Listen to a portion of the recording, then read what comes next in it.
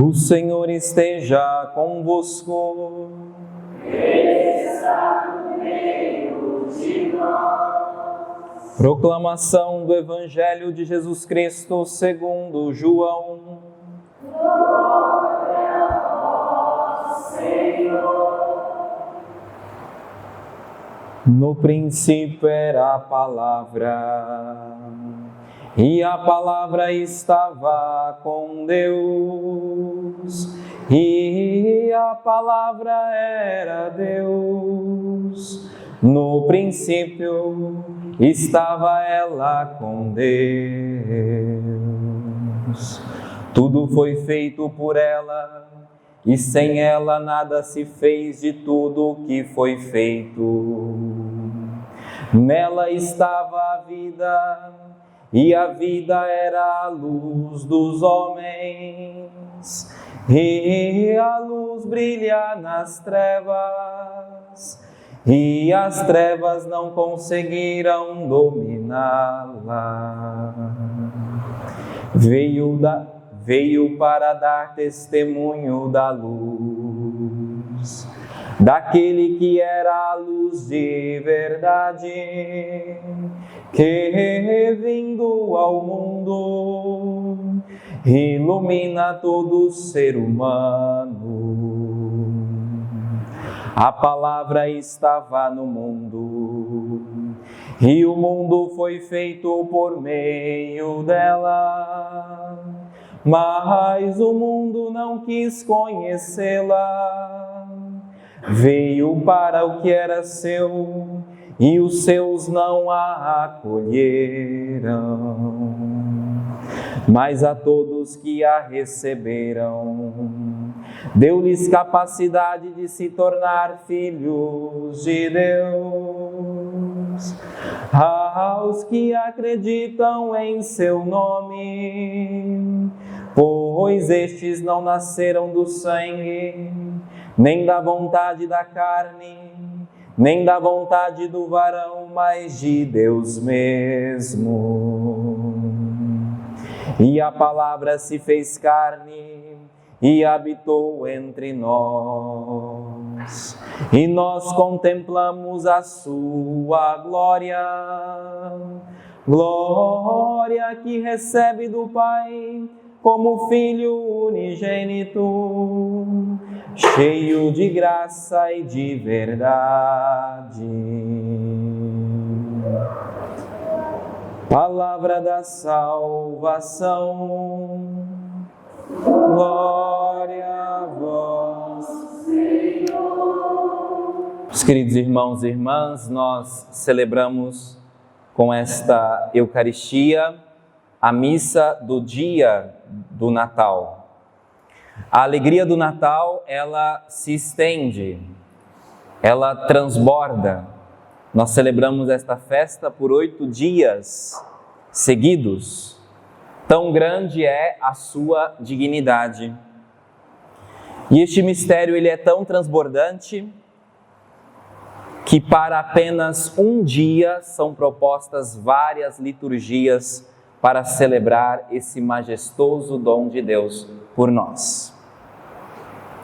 E o prólogo do Evangelho de São João, que nós acabamos de ouvir, ele traz para nós a síntese desta revelação do Verbo encarnado, do Deus encarnado. Nesse prólogo, nós temos os chamados 3 nascimentos do Verbo, os 3 sentidos do nascimento de Jesus.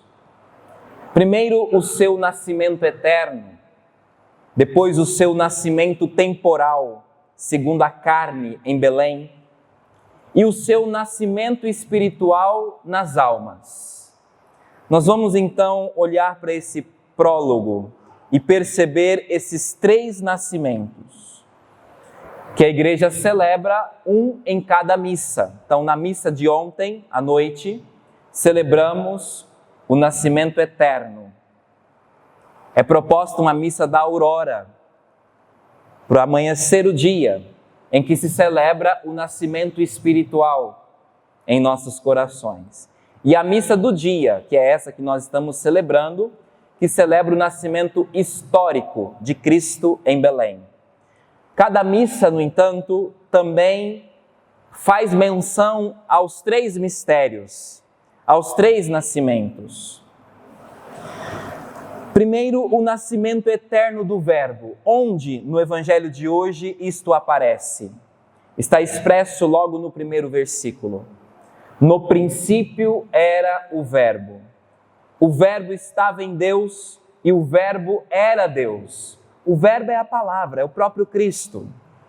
Ou seja, antes do mundo, antes do tempo, o Verbo já existia. Nosso Senhor já existia. Ele é eterno. Ele não foi criado. Antes dele nada existiu. Então, nesse primeiro versículo, nós temos expresso esse nascimento eterno de nosso Senhor. Depois aparece o nascimento temporal do Verbo, que está bem claro no versículo 14 que nós ouvimos. E o Verbo se fez carne e habitou entre nós. Nós vimos a sua glória, a glória que ele tem junto do Pai como Filho único, cheio de graça e verdade. Notem que São João, numa maestria própria dele, ele define toda a riqueza do mistério do Natal nessa única palavra: fez-se carne.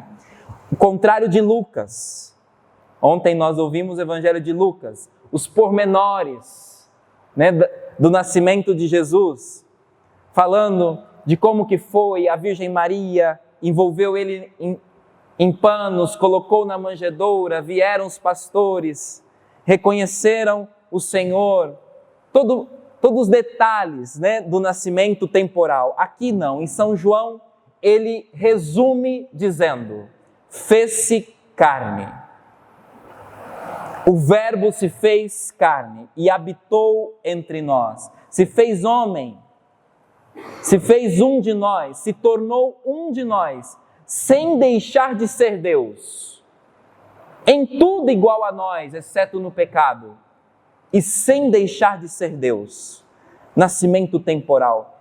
E habitou entre nós.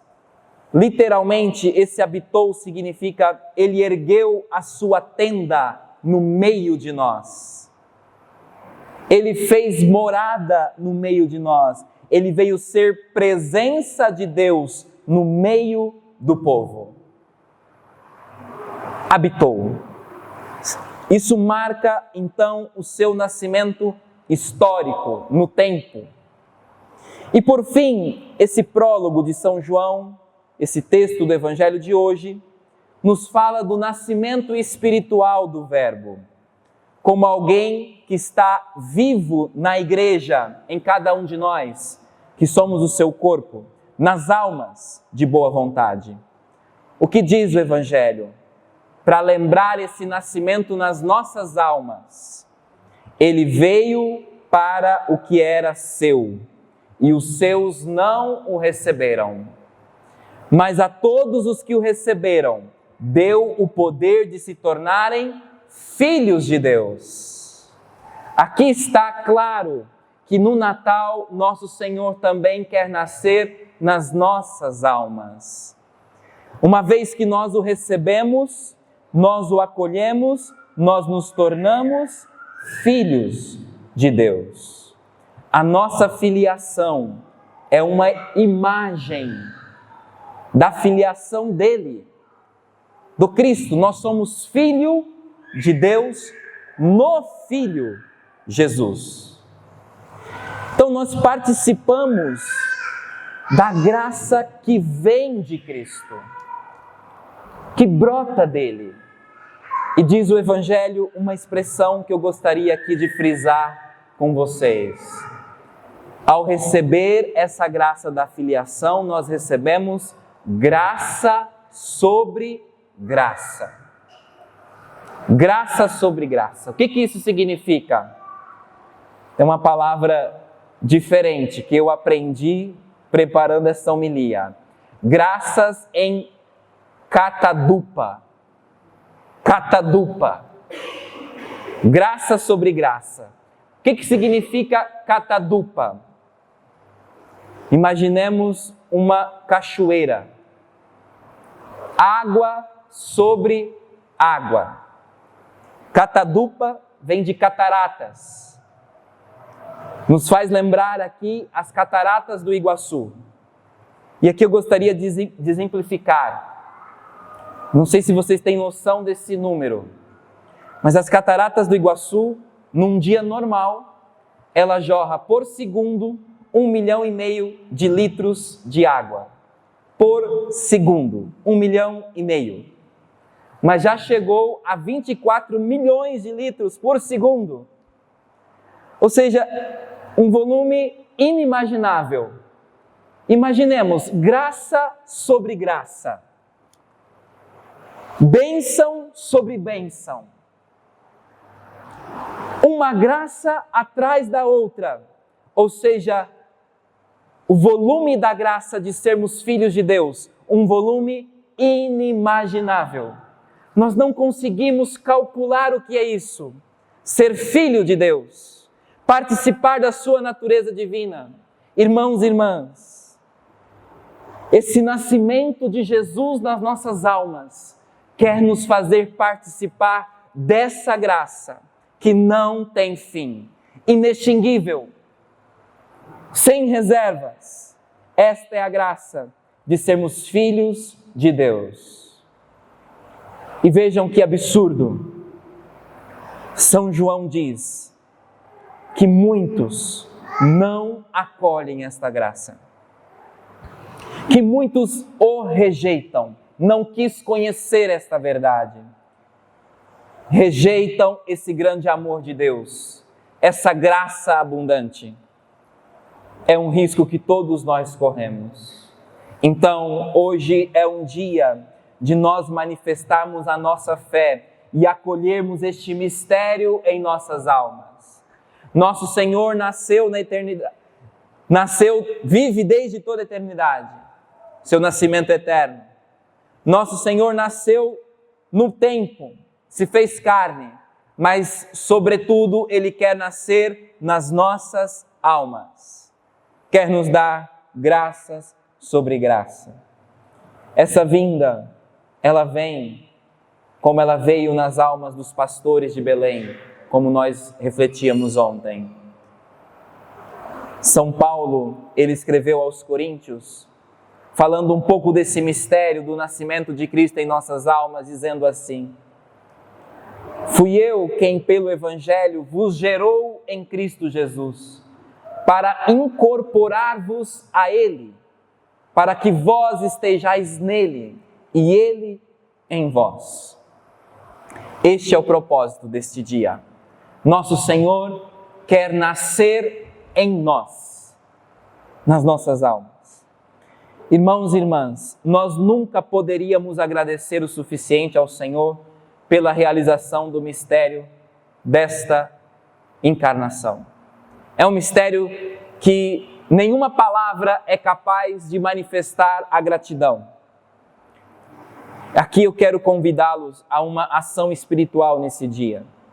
Muitas vezes nós entramos na igreja e pedimos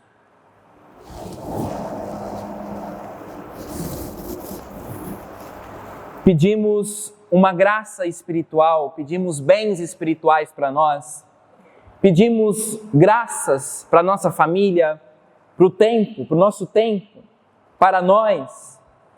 E às vezes agradecemos a Deus por este ou aquele benefício que nós recebemos. Mas muitas vezes nós nos esquecemos de agradecer-lhe pelo benefício dos benefícios. Aquele que desde a queda original é a fonte de todos os outros, aquele da vinda do Salvador. O quanto nós nos dedicamos a agradecer o Senhor por essa graça. Por essa graça que nos é dada de maneira abundante. Quantas vezes nós ou agradecemos? E aqui eu quero indicar uma maneira de agradecer esse grande dom. Todas as missas de domingo, missas de solenidade, nós cantamos o Glória. Nós recitamos o Glória. E não sei se vocês sabem, mas esse hino, ele foi introduzido na liturgia pela primeira vez pelo Papa Telésforo no segundo século. É um dos hinos mais antigos da liturgia católica, o hino do Glória. E ele foi inserido para celebrar o Natal. Inicialmente só se cantava esse cântico no Natal, porque é o cântico que os anjos entoaram: glória a Deus nas alturas e paz na terra aos homens por Ele amados. Esse canto inicialmente ele era tão solene, que somente o bispo poderia proclamá-lo. Nem os padres, a assembleia, somente o bispo, para demonstrar a grande dignidade desse hino, porque por ele se expressa o nosso grande louvor ao Senhor que nos salvou, ao Senhor que rendeu, que oferecendo a vida dele, nos rendeu a salvação eterna. Nele nós contemplamos o amor de Deus por nós. Então esse hino, que nós cantamos muitas vezes mecanicamente, distraidamente, este hino pode ser para nós uma oração de glória, de louvor a Deus, pelo grande dom da redenção e da salvação. Então, hoje nós podemos dizer, com toda a força da nossa alma, eu quero convidar você a ouvir essas palavras. Não reze junto, porque nós sabemos esse canto de cor, mas escute essas palavras e atribua essas palavras a esse grande mistério da redenção. Glória a Deus nas alturas e paz na terra aos homens por Ele amados.